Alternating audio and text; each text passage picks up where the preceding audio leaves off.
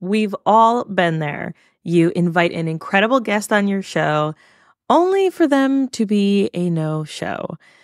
This can be really frustrating, disheartening, but also lead you to say, forget it, I don't want any guests on my show, or forget this person, I don't want to have them on my show. Anyway, here we're going to be talking about ways to approach this situation before, hopefully it even happens, during, and then after. Let's explore some strategic ways that you can approach a no-show guest that leaves you feeling happy, that is not only graceful, but also allows you to have peace around your decisions.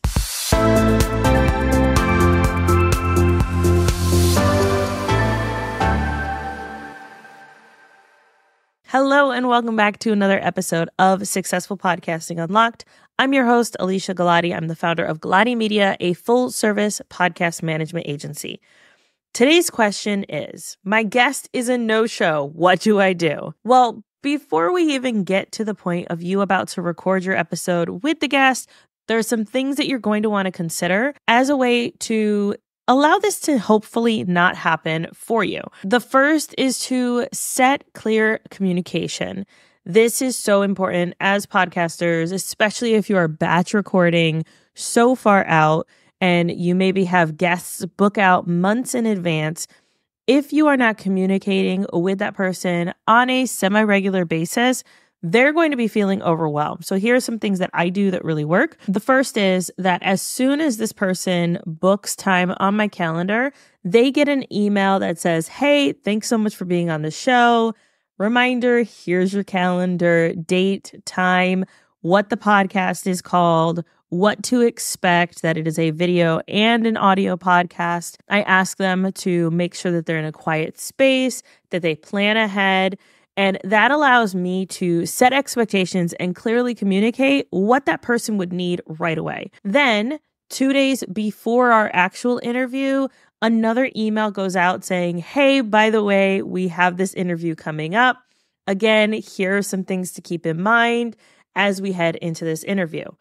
And then on the day of the actual interview, I have another email go live that morning that says, hey, our interview is in about 2 or 3 hours. Here's what you're going to need to remember. I can't wait to see you there. What this allows me to do is feel really comfortable and confident that all of the communication that I've given this guest is there for them. They are not fumbling through their email or their inbox trying to find out where in the world we scheduled this. All the information they need is right there.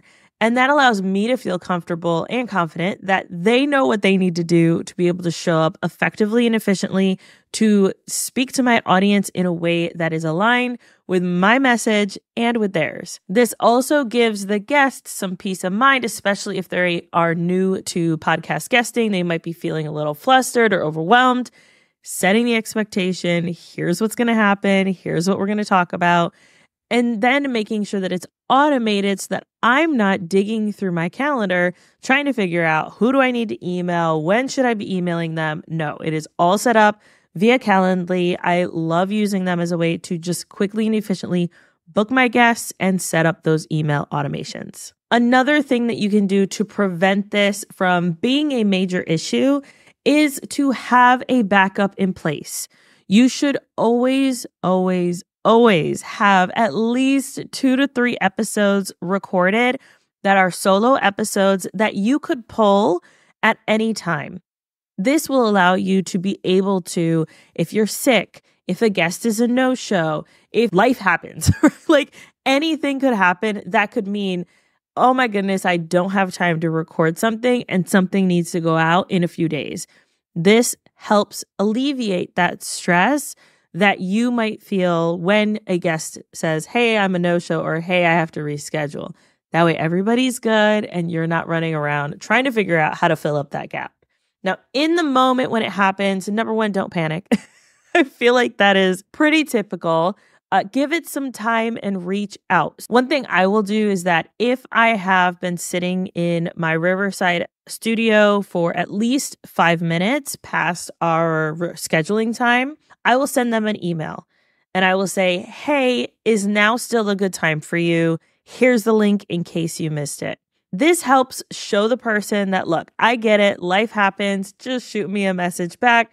Let me know when I can expect you on. Do we need to reschedule? If so, totally okay. I get it. Life happens. But this don't panic helps me be able to say, okay, I am not panicking. I've reached out. And then if they have not arrived within 15 minutes of our scheduled time, at that time, I can decide, is this person's message worth us rescheduling, or can I find someone else who might be more reliable to be able to show up really well for my audience? And I get to decide that. And it's not an offense to that person. It's not an offense to life happening to them. It's just simply, I need to fill in this content gap for my audience. And this topic is really good. How can I make sure that my audience gets what they need without me feeling really frustrated about this person not showing up? I would also recommend that when you're not panicking at the very beginning of do not panic, you also are understanding. So often we live in this bubble of, I am having these issues and this is my life and this is what I'm struggling with. So no one else can be struggling with this too.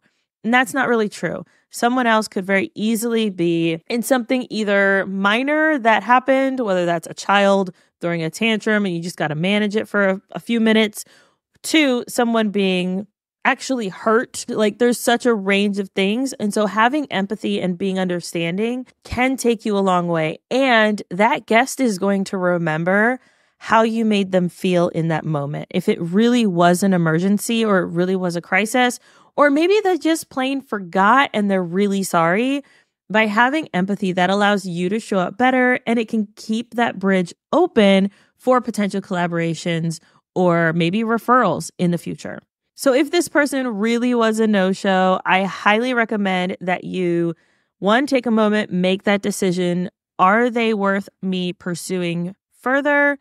Or should I be looking for someone else who can talk about this topic in maybe a different way, and then circle back to this person at a future date? Both of those options are perfectly acceptable. The next thing I want you to do is to make a decision on if you plan on having a solo or pulling one of your previous content forward. That way your listeners are still getting high quality value from you despite this guest not showing up. And then the last thing I want you to do is to take the information that has been provided based on this situation. So do you have those email automations in place? No?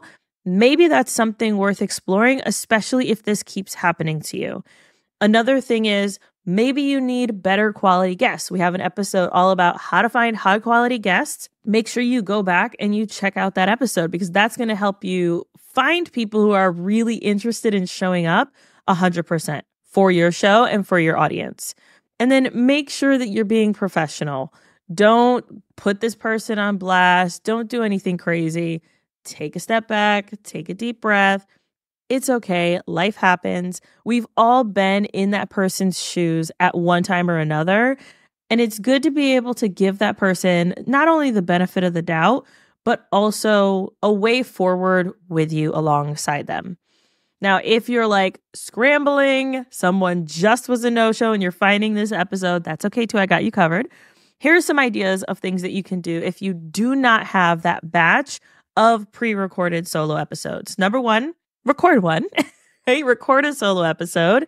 Even if that's a matter of, here's what happened, this was the experience, no name dropping, and here's how I moved forward from that. The reason behind this episode is because I had that happen to me on my Listeners Slates podcast. And I realized, man, this is not something that happens often for me because I have those checks and balances in place, but it is something that has happened before. So what are some things that I can do or that I tell my clients to do to ensure that they don't struggle with this in the future?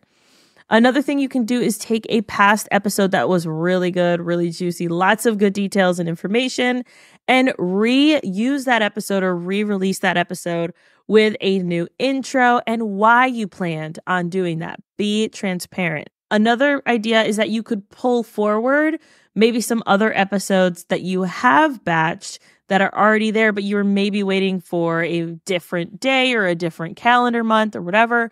this is a great time to be able to pull those people forward and reconnect with them despite having the issues that you're having with someone who is a no-show.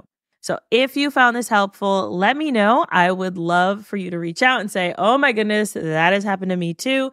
You can also get our podcast guest communication swipe files. These are the exact email templates and automations that I use in order to ensure that my guests are showing up, and they're ones that I share with my clients as well. Until next time, happy podcasting.